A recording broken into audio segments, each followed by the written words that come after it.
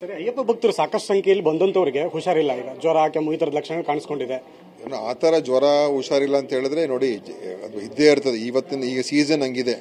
ಈಗ ಅನೇಕ ಕಡೆ ಈ ಏನು ಈ ವೈರಲ್ ಇನ್ಫೆಕ್ಷನ್ಸು, ಟೆಸ್ಟಿಂಗ್ ಮಾಡುವಂಥದ್ದು ಏನಾದ್ರು ಈಗ ಯಾರಿಗೆ ಇನ್ಫೆಕ್ಷನ್ಸ್ ಆಗಿದೆ ಅವ್ರು ಕಂಪಲ್ಸರಿ ಟೆಸ್ಟ್ ಮಾಡಿಸ್ಕೊಂಬಿಡೋದು ಒಳ್ಳೇದು. RT-PCR ಟೆಸ್ಟ್ ಮಾಡಿಸ್ಕೊಂಡ್ಬಿಟ್ರೆ ಖಂಡಿತ ಅದು ಮಾಡಿದ್ರೆ ಅವಾಗ ಅವ್ರಿಗೂ ಒಳ್ಳೇದು, ನಮಗೂ ಒಳ್ಳೇದು. ಸೊ ಈಗ ಅದನ್ನ ನಾವು ಹೆಚ್ಚು ಟೆಸ್ಟ್ ಮಾಡಿಸೋದಕ್ಕೆ ಒತ್ತು ಕೊಡ್ತೀವಿ. ಸರ್, ಕೊನೆಯದಾಗಿ ಈಗ ಜನರಲ್ ಗೈಡ್ಲೈನ್ಸ್ ಅಂತೂ ಕೊಡ್ತಾ ಇದ್ದೀರಿ, ಆದ್ರೆ ನ್ಯೂ ಇಯರ್ಗೆ ಏನಾದ್ರು ಪ್ರತ್ಯೇಕ ಗೈಡ್ಲೈನ್ಸ್ ಕೊಡುವಂತ ಪ್ಲಾನ್ ಇದೆ ಸರ್? ಈಗ ಅದೆಲ್ಲ ಏನು ಈಗ ಸದ್ಯ ಪರಿಸ್ಥಿತಿಯಲ್ಲಿ ಏನೂ ಇಲ್ಲ. ನ್ಯೂ ಇಯರ್ ಇರ್ಬೋದು, ಕ್ರಿಸ್ಮಸ್ ಇರ್ಬೋದು, ಕ್ರೀಡೆ ಪ್ರೋಗ್ರಾಮ್ಸ್ ಇರ್ಬೋದು, ಸಾಂಸ್ಕೃತಿಕ ಕಾರ್ಯಕ್ರಮ ಇರ್ಬೋದು, ಎಲ್ಲವೂ ಕೂಡ ಯಥಾ ಪ್ರಕಾರ ಈಗೆಲ್ಲ ಇರ್ತದೆ.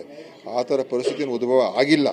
ಅದಕ್ಕೋಸ್ಕರ ನಾವು ಅನಾವಶ್ಯಕವಾಗಿ ಜನರಲ್ಲಿ ಅದನ್ನು ಒಂದು ಗೊಂದಲ ಸೃಷ್ಟಿ ಮಾಡೋದು ಬೇಡ ಅಂತ ನಾನು ಹೇಳ್ತೀನಿ. ಇವತ್ತು ಇದನ್ನು ವಾಚ್ ಮಾಡ್ತಾ ಇದ್ದೀವಿ. ಎಲ್ಲರೂ ಕೂಡ ನಾವು ಜವಾಬ್ದಾರಿಯುತವಾಗಿದ್ದೇವೆ, ನಿಗ್ರಹ ವಹಿಸ್ತಾ ಇದ್ದೀವಿ. ಮತ್ತು ಏನೇ ಆ ಥರ ಪರಿಸ್ಥಿತಿ ಬಂದರೆ ಖಂಡಿತವಾಗಿ ನಾವು ತಯಾರಾಗಿರ್ತೀವಿ. ಆದರೆ ನನ್ನ ಪ್ರಕಾರ ಹೆಚ್ಚೇನು ಆಗೋದಿಲ್ಲ ಅಂತ ನನಗೆ ಅನಿಸುತ್ತೆ. PPE ಕಿಟ್ ಟೆಸ್ಟಿಂಗ್ ಏನಾದ್ರು ಖರೀದಿ ಮಾಡ್ತಾ ಇದ್ದೀರಿ ಸರ್? ಮತ್ತೆ ಹೆಚ್ಚಾಗಿ ಅದು ಅವಶ್ಯಕತೆ ಇದ್ದಷ್ಟು ಈಗೆಲ್ಲ ತಗೊಳ್ಬೇಕಾಗ್ತದೆ. ಯಾಕಂತ ಹೇಳಿದ್ರೆ ಸ್ವಲ್ಪ ಮಟ್ಟಿಗೆ, ಯಾಕಂದರೆ ತುಂಬಾನು ಈಗ ಪರಿಸ್ಥಿತಿ ನೋಡೋಣ ಯಾವ ಥರ ಡೆವಲಪ್ ಆಗುತ್ತೆ ಅಂತ.